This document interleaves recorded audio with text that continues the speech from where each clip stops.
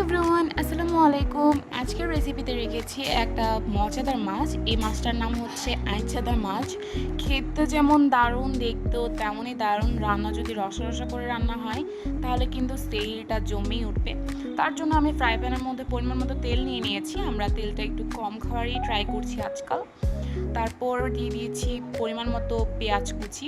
পেঁয়াজ কুচিটা যখন এরকম ব্রাউন হয়ে আসবে তখন দিয়ে দিব কাঁচামরিচ বাটা। আমরা এখানে কাঁচামরিচ বাটাটা ইউজ করেছি, আপনারা চাইলে লাল মরিচের গুঁড়াও দিতে পারেন। স্বাদ মতো লবণ দিয়ে দিয়েছি হলুদ গুঁড়া, তারপরে দিয়ে দিয়েছি ধনিয়া গুঁড়া।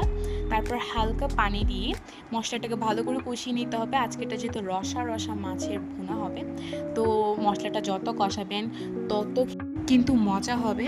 তো মশলাটাকে আমি ভালো করে কষিয়ে নিচ্ছিলাম। এবার আমি এখানে মাছের পিসগুলো দিয়ে দিব। মাছের পিসগুলো আমি মোটামুটি সাইজের রাখা ট্রাই করেছি, কারণ আমার মাছ যত বড় হয় খেতেও মজা লাগে। আবার এমন মোটা করা যাবে না যে মাছটা ভালো করে ভিতর দিয়ে মশলাই ঢুকলো না, এমন মাছ হলে কিন্তু আবার খেতে ভালো লাগে না। তো আমি মোটামুটি সাইজের করে স্লাইস করে নিয়েছিলাম।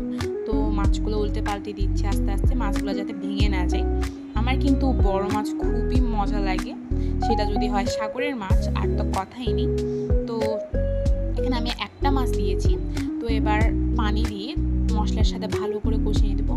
আমি যেহেতু এটা রসা রসা করে রান্না করছি, এবার দিয়ে দিচ্ছি টমেটোটা হচ্ছে দেশি টমেটো। তারপর টমেটো দিয়ে হালকা একটু করে নড়িয়ে দিচ্ছি, আর মাছগুলো উল্টে পাল্টে দিচ্ছি যাতে ভালো করে সিদ্ধ হয়ে যায়। তারপরে দিয়ে দিব ঢাকনা দেওয়া হয়ে গেলে ঢাকনাটা কিছুক্ষণ দিয়ে এভাবে যখন গটগট করা শুরু করবে, তারপর দিয়ে দিব ঢেঁড়স। আপনারা ইচ্ছে মতো সবজি ইউজ করতে পারেন। আমি ঢেঁড়সটা দিয়েছি যাতে খেতে আরও মজা লাগে। মাছের সাথে কিন্তু সবজি খেতে খুবই মজা। তারপর আমি আরেকটু পানি দিয়ে দিয়েছি। এটা কিন্তু মাছটা সিদ্ধ হতে হতে পানিটা শুকিয়ে যাবে। তারপর ঢাকনা দিয়ে হয়ে নিতে হবে। এখন হয়ে গিয়েছে আমাদের মজাদার ভুনা আইচাদা মাছ রান্না। উপর দিয়ে আমি ধনিয়া পাতা দিয়ে দিয়েছি যাতে খেতে আরও মজা লাগে। তো আজকের ভিডিওটা কেমন হয়েছে অবশ্যই কমেন্টে জানাবেন, আর বাসায় তো অবশ্যই ট্রাই করে দেখবেন।